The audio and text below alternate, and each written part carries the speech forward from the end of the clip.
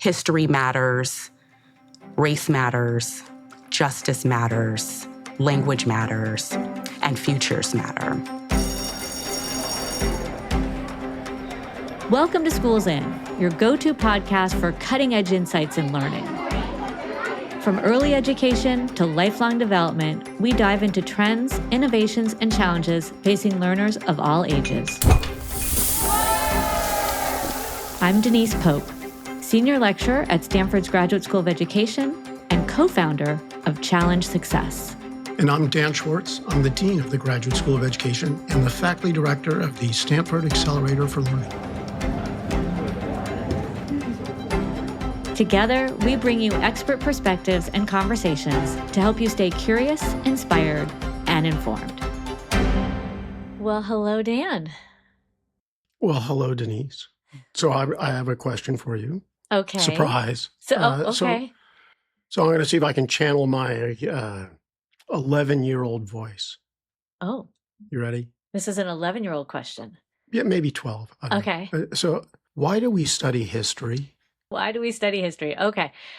What a lovely question, Daniel.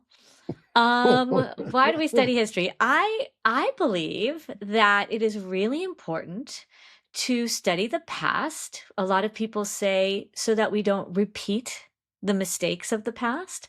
I think it's really important to look back at the history of countries, the world, etc., and figure out why we are in the state we're in, for better or for worse, right? It's a sense of kind of looking back so that you don't screw up the next generation. That's what I would say to little Danny. What do you think? Little Danny stopped listening about halfway through because no. It was So boring. I thought that was interesting. It's a very instrumental response. Okay. We read history for a future purpose, as opposed to like I just want to learn about new places and same reason I like to travel. Same reason I like to travel. Just find out stuff. History for history's sake. But by the way, I love that. I read historical fiction. I'm better with the fiction than the nonfiction. But I love that, and I love hearing. I just read a story that I had no idea that story took place, and I think it's really cool. And will I use that instrumentally to do something different in the present? Maybe not, but any kind of story resonates and sticks with you, and I think makes you a better person. That's why I studied. That's why I was an English teacher. I think it's very similar. Interesting. Rather than following that, I thought we'd just introduce our guest who actually does it. Okay, good. Like actually So we'll have a studies the much better history. answer for the 11-year-old. Yeah, so it's my pleasure to introduce Professor Maisha Winn at the Graduate School of Education.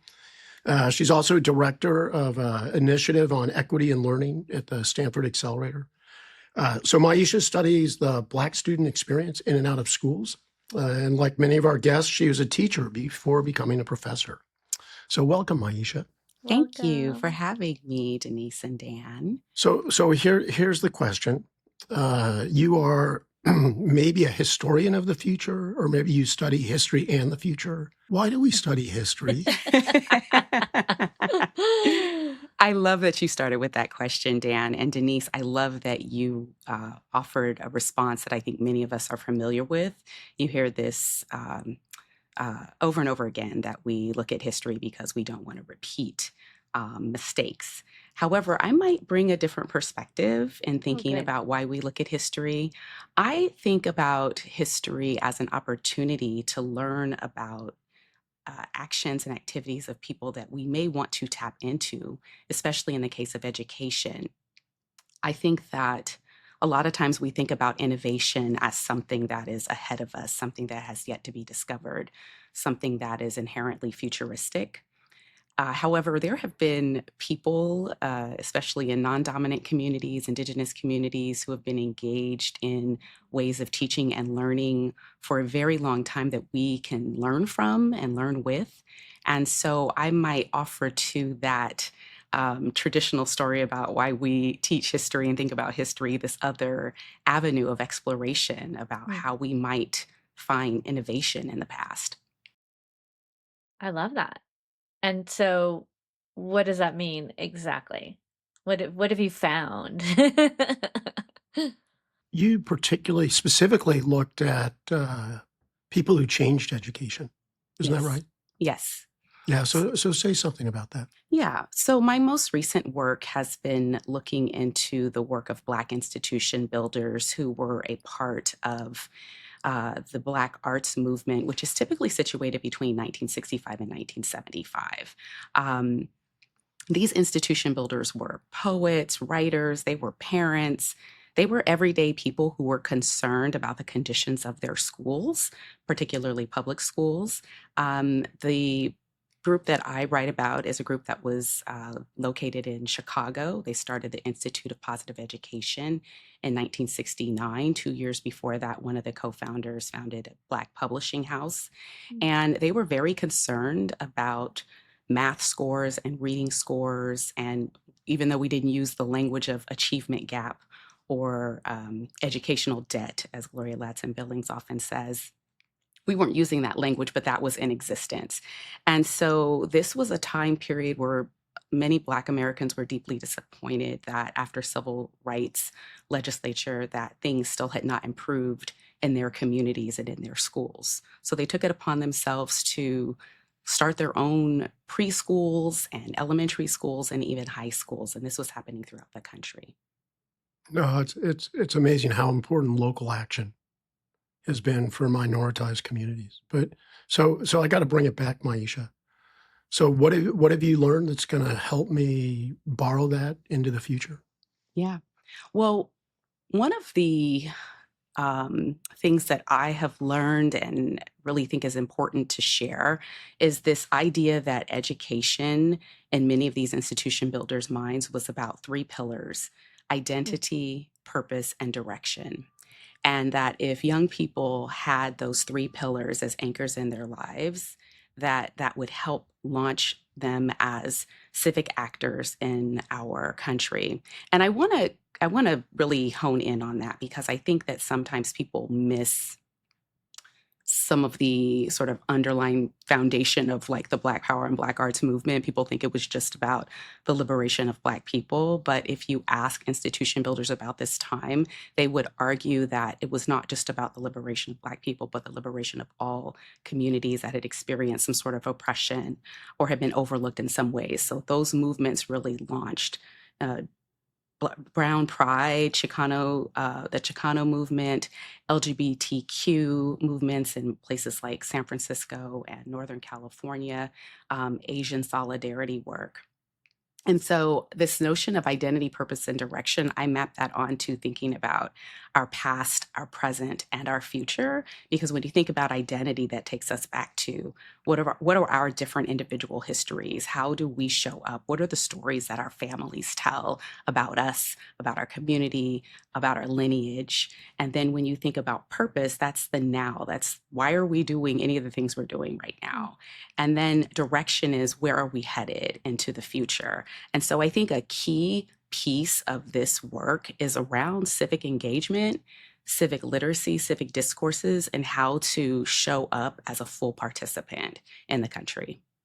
So I love that, right? And I think identity, purpose, and direction speaks volumes to what, if you just think of every kid, right? Think about who am I? How do I show up? How am I in relation to others?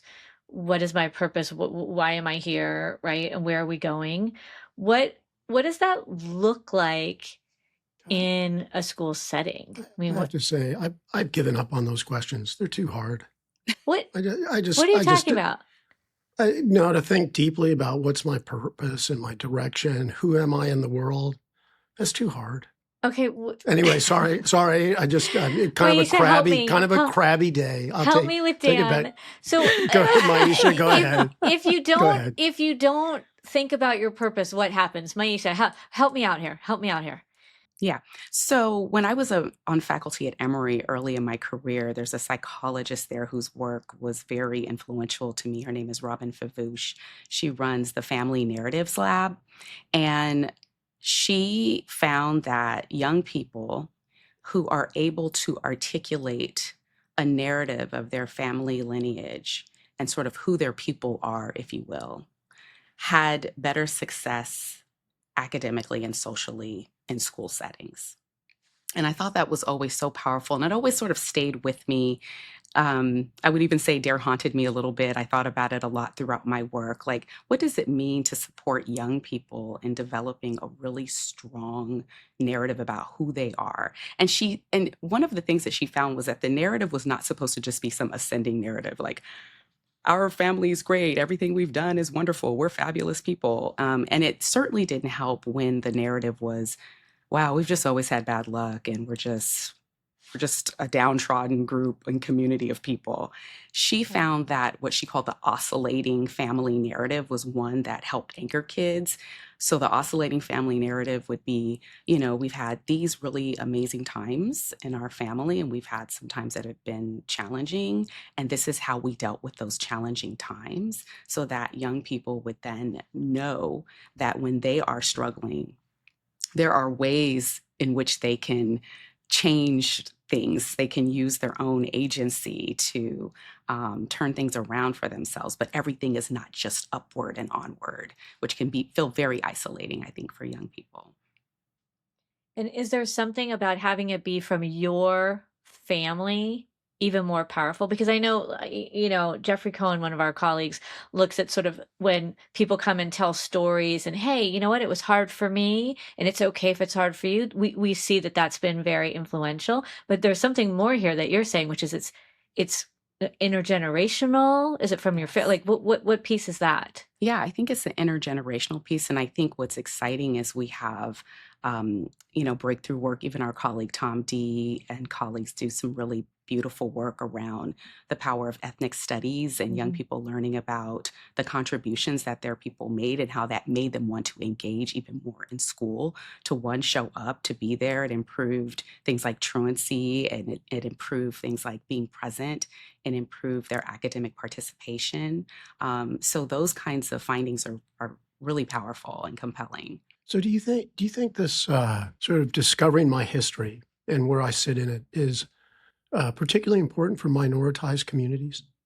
Absolutely. Right. Absolutely. As opposed to the dominant where, everything around me tells me where I am, Yeah. because And I think that's why, part of these schools, they had an African-centered or Pan-African education, but in addition to that, they taught hardcore math, science, all of the foundational disciplines. And so what they did that I think might be different, because I interviewed one of the math specialists at the Institute of Positive Education and I asked her, I said, is there a difference between, African-centered mathematics and regular math? And I asked her this because I learned that she was actually headed to Stanford to do one of Joe Bowler's trainings. And I thought, wow. And she said she loved Joe Bowler's work, and she was still active tutoring young people, primarily African-American young people. And so one of the things that we sort of kind of drilled down to was, it wasn't that the math was different. It was the orientation toward math. It was lifting up the fact that Black people, people of African descent, have had a long relationship to mathematics, and making sure that children are anchored in that, so it doesn't feel like it's somebody else's discipline, but it really is something that is a core part of who you are. It's part of your identity.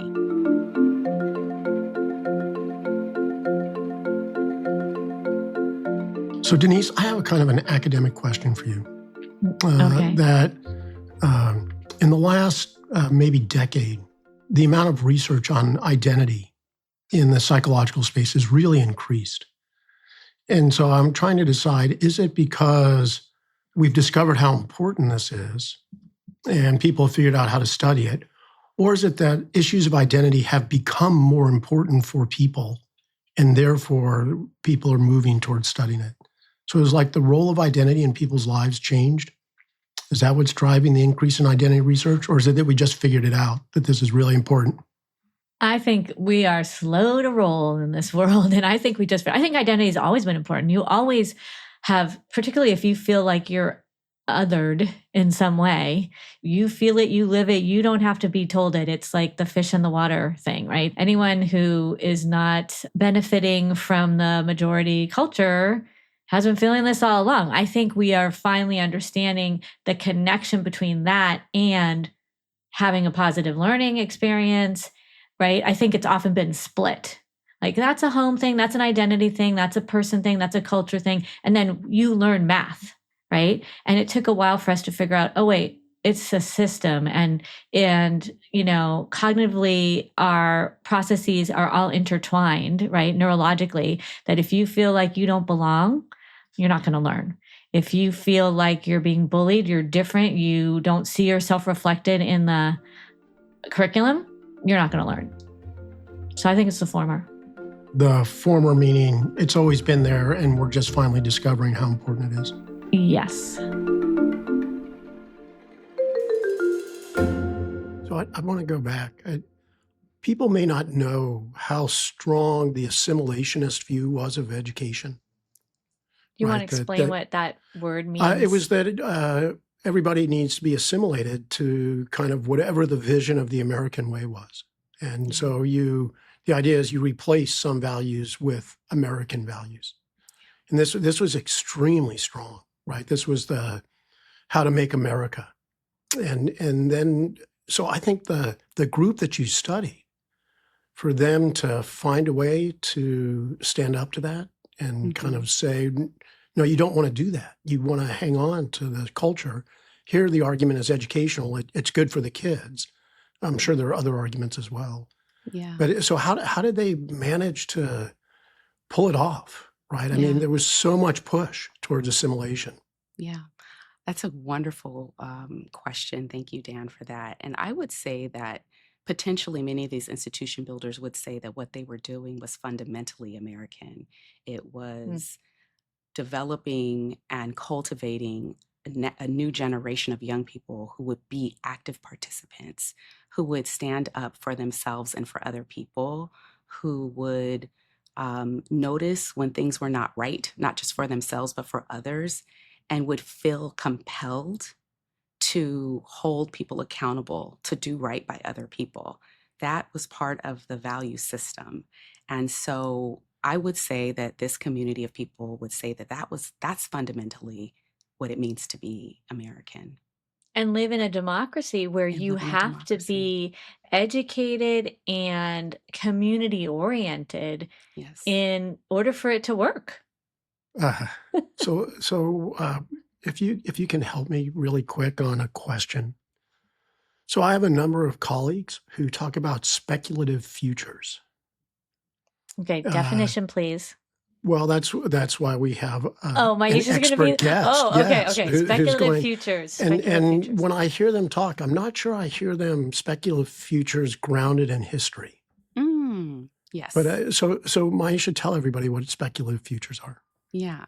So speculative futures are opportunities for us to imagine and dream about what's possible. I think they're embedded in this notion that, yes, we are trying to drill through a lot of like on the ground issues today. Our kids coming to school, if they're not, where are they? Why are they truant? Why are they absent? Why are they not performing well in these different areas that we're measuring? So we have to have this space where we can think about how to set up this place that we call school in a way that people want to come and be a part of what is happening in this building that's labeled school. And so the speculative futures community of scholars are really thinking and dreaming about that work. I would say for me, what is missing in that conversation is this nod to historical work. So I would say that these Black institution builders in the 60s, they were futurists. They were engaged in what I call futuring, but they were also keeping their eyes on the different ways in which people had already been engaged in these kinds of struggles. So in the case of people of African descent, when we were not allowed to read, we found ways to learn to read. When we were not allowed to have school, we created our own schools. When we did not have access to traditional schools, we may not have had the materials, we may not have had the, beautiful books and the tables and that sort of thing, like our dear colleague Vanessa Settle Walker shows, but we had passionate teachers who loved the kids, who believed in them, who saw a particular kind of future for them, and created a space whereby they could imagine themselves, not just in that moment, but 10, 15, 20 years down the line. So that for me might be the difference between what I call historiography for the future and speculative futures. Yeah, I'm guessing the 12-year-old doesn't know either of those words, but But 12-year-olds engage in futuring all the time, Dan. I think that's Children right. are the ultimate futurists. They're Oh, heck always yeah. imagining and dreaming, and we can learn so much from them about how to dream. They're always imagining things. It's the adults that come into the space who take those dreams away. And so I say we get out of the way of the 12-year-old, the 11-year-old, who I think can lead us in many ways. So Maisha, there's a lot of wisdom, and so how are you turning this into action? I know you have Institute for the Future, I think it's called. Tell us about this. Yeah, so my research team, the Futuring for Equity Lab, has been partnering with the Institute for the Future, which is actually based here in Palo Alto. I started working with the Institute for the Future in 2019 before the pandemic, and I'm really glad we launched that relationship prior to the pandemic. I attended their Foresight Essentials training, which is basically a training that is used for corporations and people who are trying to forecast what they need to do for their businesses. Oh my They're God! trying to.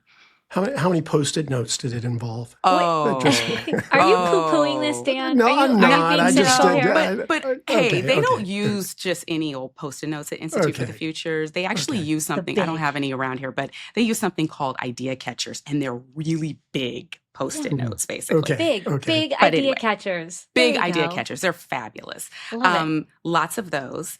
And one of my grad students at the time at UC Davis pointed me in their direction, and I was really working on conceptualizing what I call 5 pedagogical stances for engaging in justice and equity work in schools. And those stances are history matters, race matters, justice matters, language matters, and futures matter.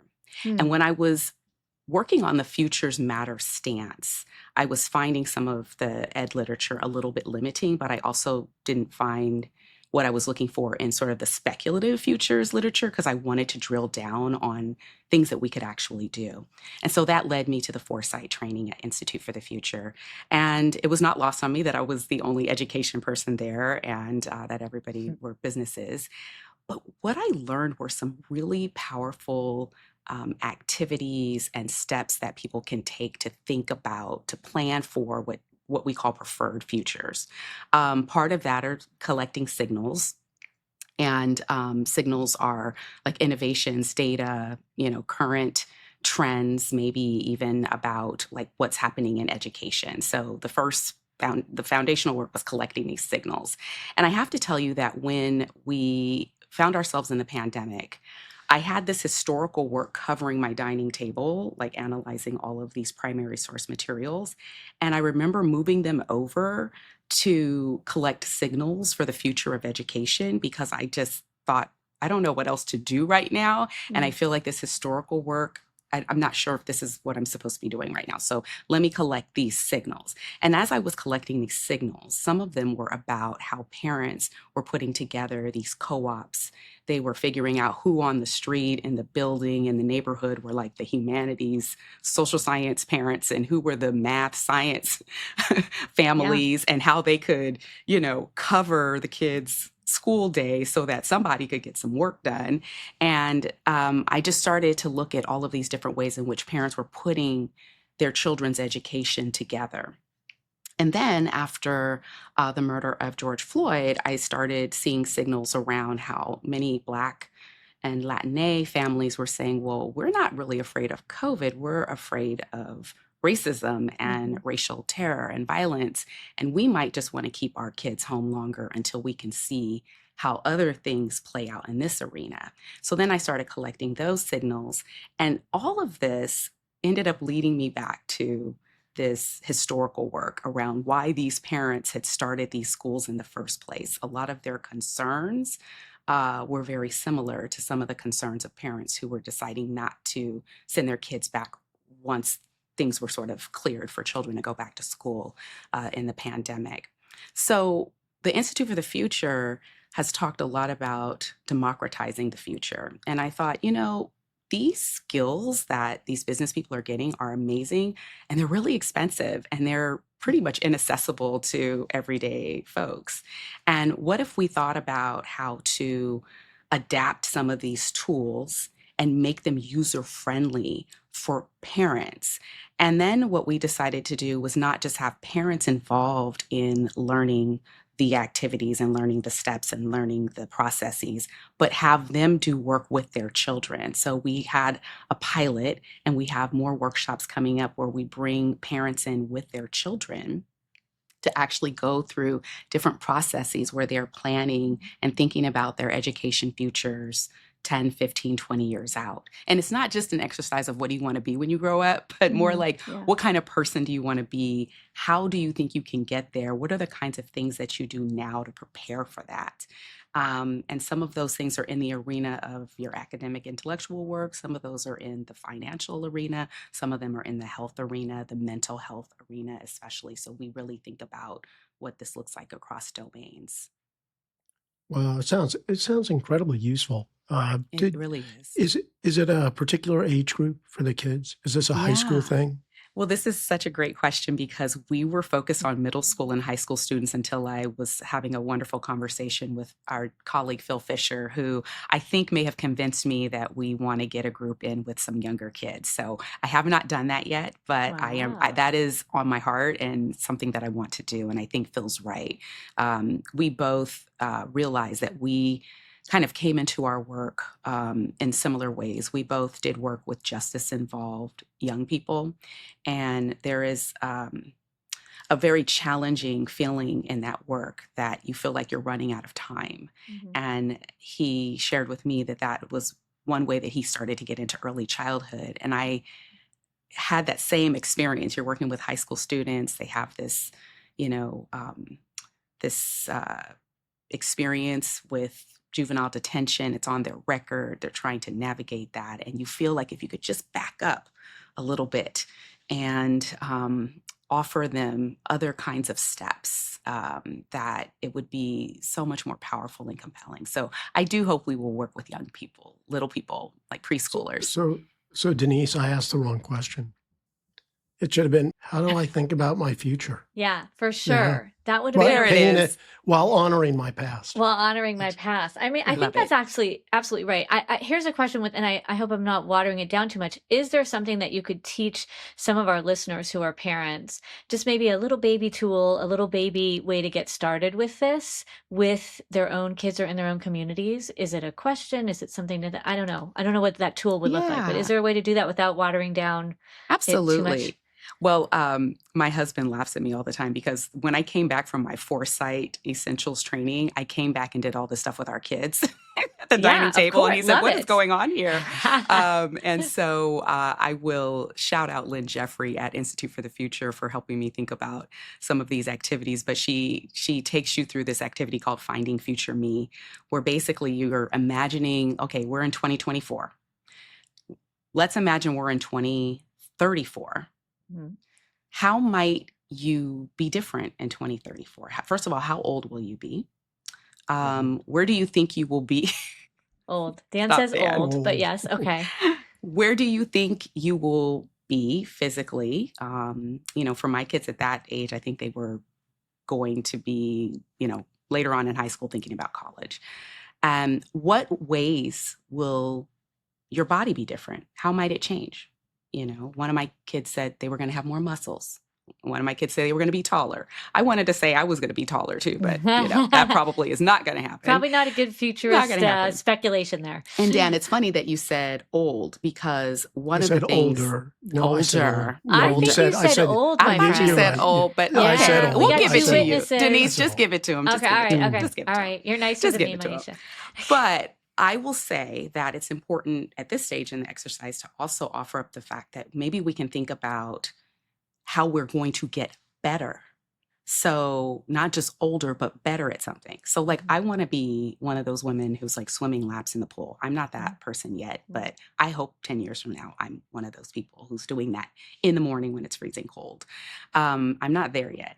So what ways will your life improve? What kinds of skills will you have in 10 years that you don't have now? And so finding your future me is a way to just start putting yourself in the headspace of thinking about 10 years from now where you would be. And then we do some exercises and some thinking around if we're feeling optimistic, hopeful, somewhere in between, because I think it's really important for people to talk about how they're feeling about this current moment and what they think is possible 5, 10 years from now. And then what role will they play in creating that kind of future that they want? And children can talk about that. I think my youngest was like in first grade when we were doing this. My oldest was in third grade, and they had a vision for themselves. And I think the sooner you start talking and processing about that vision can be very powerful. And it's more than what do you want to be when you grow up? What college do you want to go to? Or what's your passion, which gets thrown up around a lot too with kids. Yeah. No, I think people be surprised at how good kids are at this. So I was doing a study once, and I was asking this kid, let's say you took a math test and you thought you did well, and then the score comes back and you did badly. You got a D. I said, what would you do? And he said, well, it's over.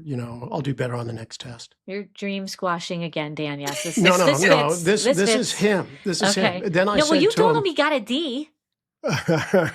I'm inserting bad dreams. But so then I said to him, what sport do you play? He said basketball. And I said, well, imagine you're in a game in basketball and you only make 3 out of like 10 free throws, right? What are you going to do about it? And suddenly he laid out these plans where I would work this many hours a day. And if I stick with it, I'll be able to get on a basketball team when I go to college. And then from there, I'll get support to get stronger. He had it all laid out, but I don't think he'd ever thought about it until I asked him. But he could generate it right there. And so if you go into a space that they think about, you'll be surprised at how good they are at this. Yeah. Especially in contrast to things like school, where they don't know, they don't have a clue. Yeah. And I love this idea that in something that this young person, this example that you're sharing, something that they cared deeply about, they could imagine the steps. And so I think one of the tangible things that we can do right now in schools is we actually need to support our young people with the steps that it takes to get to wherever they want academically. And we talk about that in terms of executive functions. I remember when I was in this magnet program in my high school, and I didn't realize that most of the students in my school were not getting the same kind of learning experience that I was getting.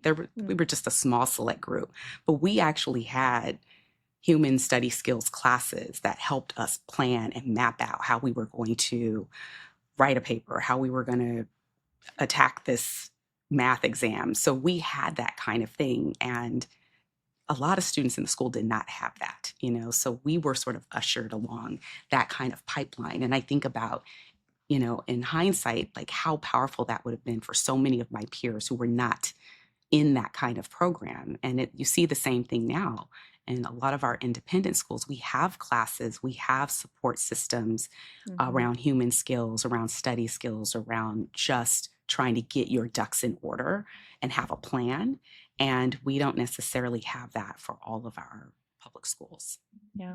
It's something I know we're working on at Challenge Success. We're just even building time in the schedule to have that is one big piece. And then you have to find teachers who feel comfortable teaching it and all of that. But it makes such a difference. It really does. And I'm finding that our after school spaces, our out of school spaces are really taking up that work for us. Yes. I'm thinking about the work of Bianca Baldridge, who does a lot of work on youth workers in outside of school spaces and how they take on a lot of that work with our young people. How does that work? I'm a kid, and after school I go to the YMCA, and the YMCA offers some stuff in combination with an opportunity for me to do a job, or Right. what, So what's it's, a some concrete of the version of this? extended care programs where they're not in charge of sort of your school day academic pieces, but they can help you. They can talk through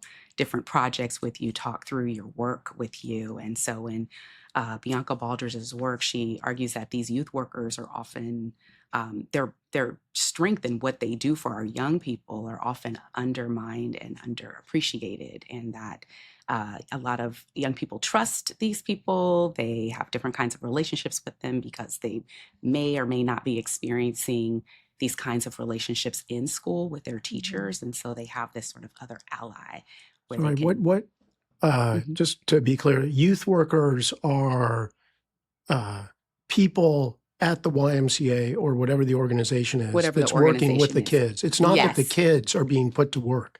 Yeah. It's they're that there's No. youth workers. I got it. They're Okay. working with the, they're My often mistake. near That's peers okay. or, yeah. Yes. So, Yes.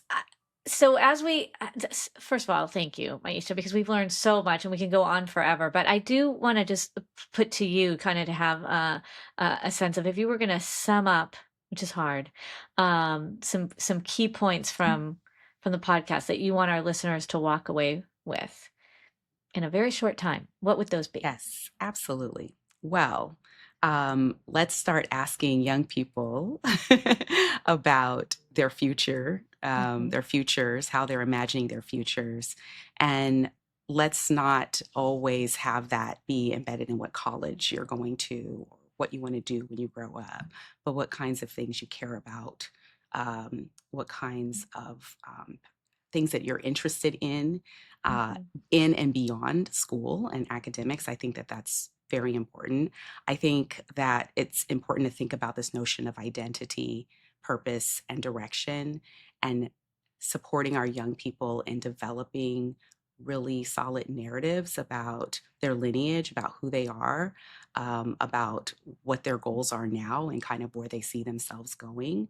Um, I cannot express enough how important I think it is for young people to have this strong sense of identity that allows them then to connect with other people in really powerful ways. Because when you have a sense of who you are, it's really easy to connect and build with other people. And I think that a lot of some of the social pressures and complications in schools with young people, and quite frankly, even with our adults, are around people sort of searching and trying to measure themselves against someone else's measuring stick. And I think that we have to invite our young people to be agentive in telling their own stories.